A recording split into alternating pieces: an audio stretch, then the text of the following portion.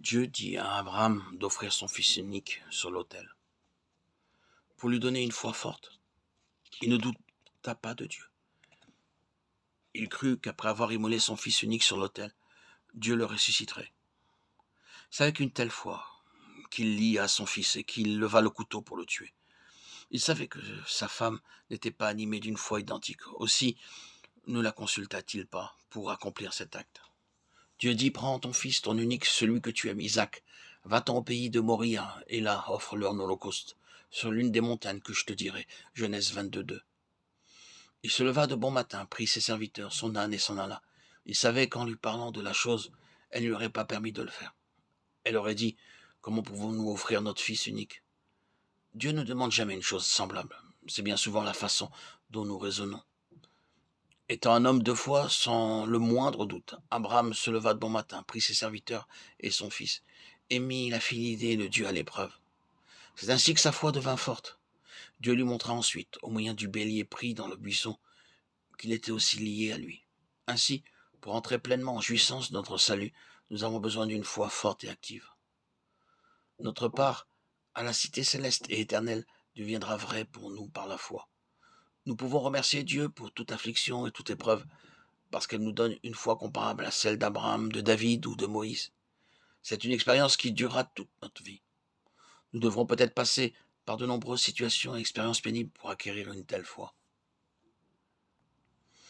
Les cieux ont été faits par la parole de l'Éternel et toute leur armée par le souffle de sa bouche. Psaume 33:6.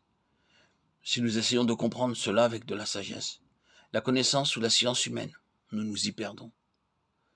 Ceux qui n'ont pas reçu la vie de Dieu ne croient qu'aux théories humaines. Pour eux, les choses invisibles n'ont pas de valeur. Mais nous croyons à ce que dit la Bible. Dieu a pris la poussière de la terre et a créé l'homme. Par ailleurs, la végétation tout entière a été créée sans labourage ni semaille. Selon Genèse 1:3, la lumière fut produite sans soleil ni lune, mais par la parole de Dieu. Comme nous le lisons au chapitre 1 de la Genèse, il dit, et cela fut ainsi. Nous comprenons cela par la foi et nous le croyons par la foi. Ceux qui ne croient pas sont pleins de crainte, de doute, et n'arrivent pas à comprendre ce que Dieu leur a réservé. Au verset 4, nous voyons que Caïn et Abel avaient tous deux le désir d'offrir un sacrifice qui puisse plaire à Dieu. Dieu avait montré que quelqu'un devait mourir en leur faveur. Caïn se mit à discuter et à penser que Dieu aurait plus de plaisir en recevant les fruits de la terre. Mais Dieu ne lui avait jamais demandé cela. Abel crut et Dieu lui donna ce qu'il demandait. C'est par cet acte d'obéissance qu'Abel fut rendu juste. Une foi simple qui offre la délivrance, la bénédiction. Lire la Bible, croire en ce que nous dit la Bible. Et la plus belle et la plus merveilleuse délivrance qu'un homme puisse recevoir dans sa vie.